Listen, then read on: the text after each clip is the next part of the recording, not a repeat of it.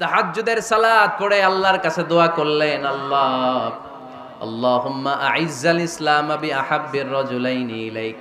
ও আল্লাহ, দুইজন লোকের নাম বলবো, দুইজনের দরকার নেই, এই দুইজনের একজনকে আপনি ইসলামের সুশীতল ছায়া তলে এনে ইসলামকে বিজয় দান করে দেন। মুহূর্তের মধ্যে দোয়াটা কবুল করে নিয়েছে কে? বিশ্বনবী বললেন, আল্লাহ দুইজনের নাম বলবো আজকের দোয়ায়।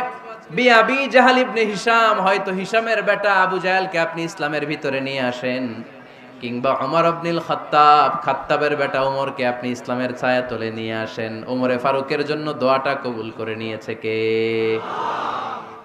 মক্কার যে অবস্থা, আল্লাহর হাবিব সাল্লাল্লাহু আলাইহি ওয়াসাল্লাম বুঝলেন মক্কার এই দুইজনের একজন যদি আমার সাথে না থাকে তাহলে মক্কায় দাওয়াতি কাজ চালিয়ে যাওয়া যাবে।